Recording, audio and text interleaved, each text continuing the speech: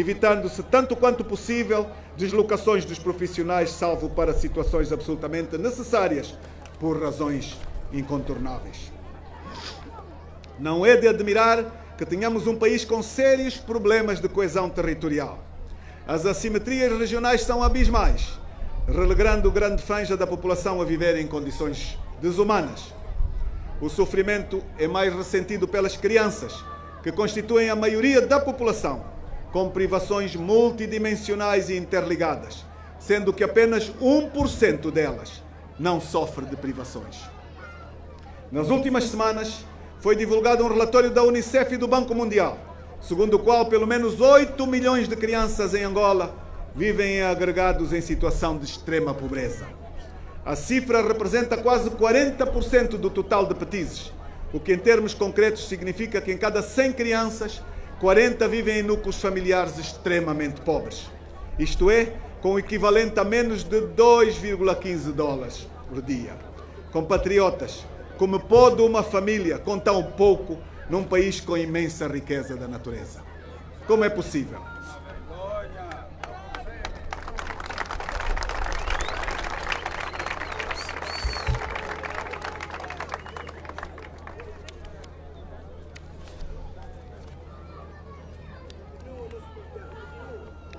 O mais recente trabalho sobre o recenseamento agropecuário e pescas em Angola, RAP, é bastante revelador das grandes desigualdades, pobreza e exclusão que atingem a grande maioria das famílias, sobretudo aquelas que estão no interior profundo e longe do litoral, pois outra disfunção que importa referir é a distribuição da população angolana pelo território nacional.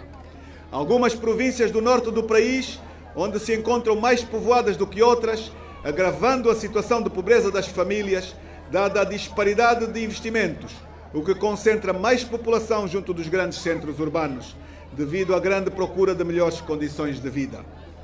Das aldeias referenciadas no relatório, 99,2% vivem da atividade agrícola, que no entanto se encontra na cauda dos setores beneficiadores de políticas públicas do governo, apesar de se constituir grandemente potenciada no veículo que poderia levar ao crescimento do rendimento nacional e ao verdadeiro combate à pobreza. No que diz respeito à educação, somente 30% das aldeias do país têm escolas primárias, que mencionamos a seguir por ordem decrescente. Bengo 58,1%, Luanda 50,1%, Lunda Norte 20,7%, Coando Cubango 22,7%, Mochico 22,9%, Bié 23,7%. No tocante à saúde, o cenário não é menos desolador.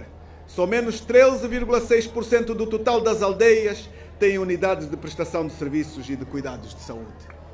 Muito pouco. A inexistência de serviços financeiros nas aldeias constitui também um freio ao acesso aos recursos financeiros que poderiam potenciar a agricultura familiar.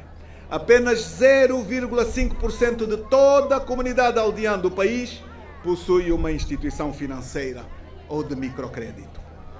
A falta de vias de acesso que deveriam conectar as cidades, vilas e aldeias torna o país mais desigual ainda, fazendo de Angola uma das sociedades mais desiguais do mundo. Se juntar-se a isto a falta de políticas atrativas para a vida no campo, o resultado não pode ser outro senão o descomunal êxito rural que o governo não encontra formas de travar. Chegam diariamente às cidades 1.100 indivíduos por dia, vindos do campo. 1.100 por dia. Nem mesmo o tão propalado PIM, que deveria, entre outros objetivos, combater o êxodo rural, conseguiu reverter este fenómeno. Daí, uma vez mais, que a UNITA chama a atenção para a necessidade de se implementar urgentemente as autarquias locais no país, já que funcionariam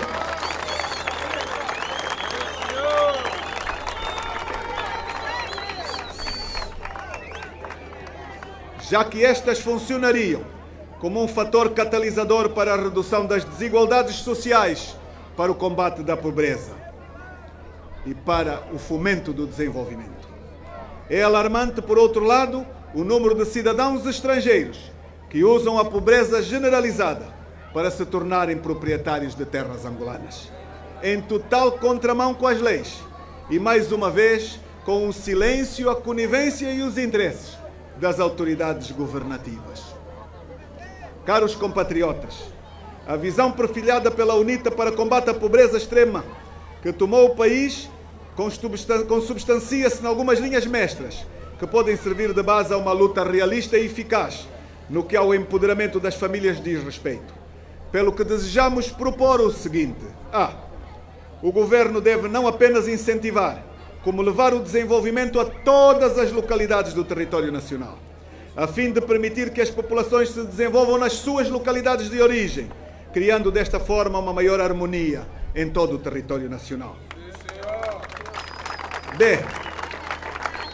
O Governo deve, junto das comunidades locais, não apenas levar a cabo os seus programas de apoio social pontual, a exemplo do Coenda, mas essencialmente apoiar essas comunidades com insumos agrícolas e maquinaria diversa, protegendo as cooperativas e famílias, com provas dadas na produção, para que as comunidades possam por si produzir e vender os excedentes às cidades.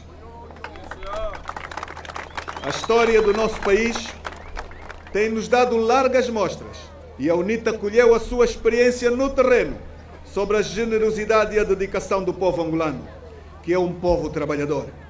Ele apenas precisa que sejam dadas as condições para o trabalho rentável e honesto. Neste sentido, não se pode ter neste país um governo assistencialista, do tipo que controla tudo e todos, impedindo que a iniciativa das pessoas e da coletividade possa dar frutos para a generalidade da população. Existencialista para poderem ser dominados, porque é este o propósito. Não podemos, por isso, confundir um Estado social do Estado assistencialista, que mutila a iniciativa das pessoas e impede o desenvolvimento local. Por fim, não menos importante, é a assistência social às famílias mais carenciadas, da realidade urbana e das zonas periurbanas. Para estas duas últimas situações essencialmente dramáticas, o Governo precisa tomar algumas medidas consideradas urgentes. A primeira de entre as medidas é reconhecer que a fome em Angola não é relativa, para que, assumindo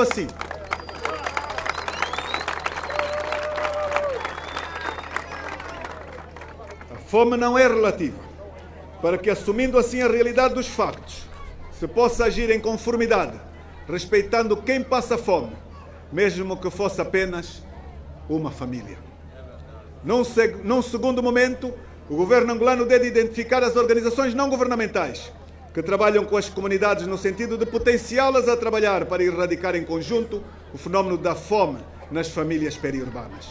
Propomos ao Governo a adoção de políticas que visam a valorização de quem efetivamente tem demonstrado o trabalho neste particular, para o critério de seleção não volta a ser acordos que têm cartão do seu partido. Em terceiro lugar, relativamente à fome e à miséria, que ou se esconde ou se passeia pelas zonas urbanas, através de crianças pedintes e adultos empobrecidos da classe média, propomos ao Governo que trabalhe com as administrações municipais, distritais e comunais, juntando neste desidrato as igrejas, com destaque para aquelas peritas em caridade. A administração, através do seu serviço social, identifica e registra, e a comunidade paroquial ou outra comunidade perita em caridade solidária atende conforme as necessidades e as capacidades cedidas pela administração e pela população afeta as mesmas comunidades. Caros compatriotas, neste último exercício governativo, assistimos ao mais grotesco achincalhamento dos órgãos de justiça, mormente os tribunais superiores. De repente, o Presidente da República, que se apresentava como paladino do combate à corrupção, viu-se confrontado com denúncias de corrupção, envolvendo diretamente os juízes conselheiros dos tribunais superiores. A forma atabalhoada como o Presidente da República lidou com este quentíssimo dossiê é a grande nódoa em pano branco neste período.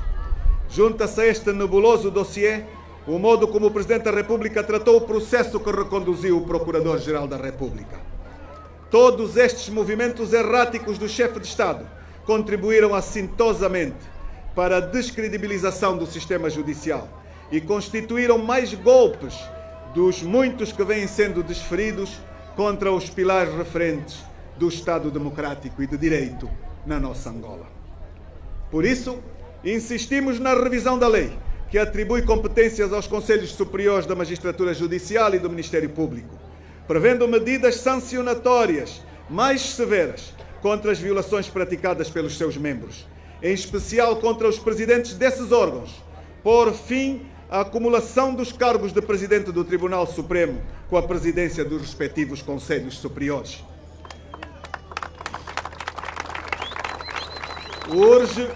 Urge rever a duração do mandato da presidência de todos os tribunais para 1 ano e meio ou 2 anos no máximo, para acabarmos com os vícios que são do conhecimento da opinião pública angolana. Há vários exemplos no mundo de limitação da duração do mandato da presidência, com evidentes resultados positivos. Defendemos também a abertura de mais concursos públicos para a admissão de mais magistrados judiciais e do Ministério Público, com condições de trabalho e salário compatível com as funções que desempenham. Retomando o assunto do combate à corrupção, relembro que ele foi, pelos vistos, postergado e engavetado num qualquer armário. Mas não pode nem deve ser assim. O nosso país tem uma lei da alta autoridade contra a corrupção, aprovada em 1996, mas que até hoje não é implementada. Foi-lhe acrescida a lei da probidade e a mesma omissão e inação se verifica, não é aplicada.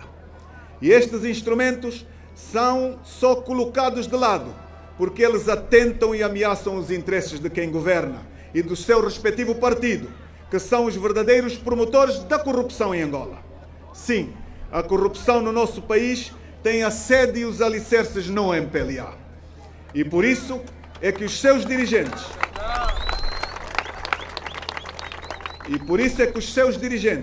impedem a implementação de tão importantes instrumentos legais de combate à corrupção. Caros jornalistas, angolanas e angolanos, como se pode depreender do acima exposto, o balanço da ação governativa no período em causa foi desastroso, a avaliar pelos factos e cifras que temos vindo a apresentar. Mas estes números não são apenas estatísticas, são vidas destroçadas, são sonhos adiados, são esperanças esmagadas. Mas a verdade é que enquanto o país sofre, o governo atual mostra-se indiferente, fechando os olhos para a angústia que assola as nossas comunidades. Chegou o momento de reavaliar as nossas prioridades, colocar as pessoas em primeiro lugar e construir um futuro onde todos os angolanos possam prosperar igualmente. Isto implica que se tenha sensibilidade para com a sorte das gerações que lutaram pela libertação, pela independência e pela democracia deste país. Defendemos por isso que, nos termos da Constituição e da lei, as autoridades estatais e governamentais devem ser sensíveis à situação dos antigos combatentes e veteranos da pátria, designadamente do MPLA, da FENELA, da UNITA, da FLEC ou outras, reconhecendo incondicionalmente o seu contributo na luta de libertação, pela independência, conferindo-lhes uma vida digna através da sua inserção em programas de ação social que abranjam as famílias e descendentes, mutilados, viúvas e órfãos, como forma de manutenção da unidade e estabilidade nacionais.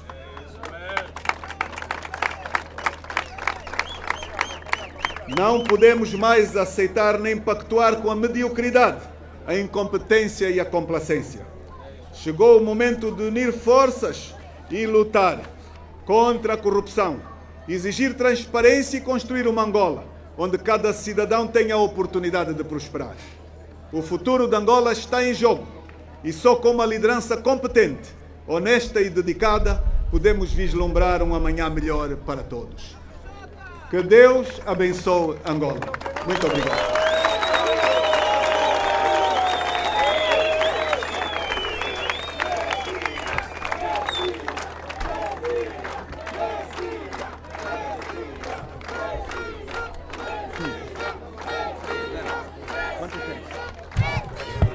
Termina a réplica sobre o Estado da Nação feita pelo presidente da UNITA à luz da Constituição no seu artigo 45.2. Portanto, Adalberto Costa Júnior faz este discurso neste espaço da antiga cerâmica, um bairro altamente pela corrupção. Portanto, portanto, um bairro muito afetado pela pobreza, aqui na Boa Vista. Adalberto Costa Júnior começou por esclarecer o processo de destituição, tudo o que aconteceu na sede da Assembleia Nacional naquela data. Também Adalberto Costa Júnior falou do Plano Nacional de Desenvolvimento do governo de João Lourenço. Adalberto Costa Júnior chegou mesmo a dizer que este plano passa a ser chamado de Plano Nacional de Subdesenvolvimento, já que o que tem produzido não leva Angola ao desenvolvimento. Adalberto Costa Júnior voltou a apontar o dedo a José Lima Massano pelo papel que tem desempenhado na manipulação da economia para produzir indicadores falsos, enquanto o país se afoga na inflação, se afoga no desemprego. Portanto, Adalberto Costa Júnior voltou. Adalberto agora.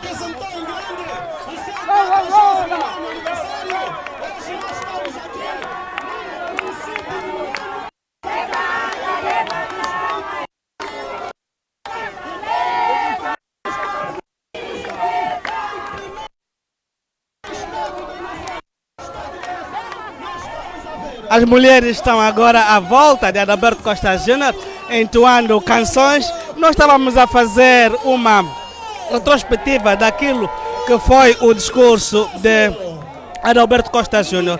Depois de ter apontado o dedo a José Lima Massano, o presidente da UNITA pediu que o governo de João Lourenço leve o desenvolvimento a todas as localidades do país e também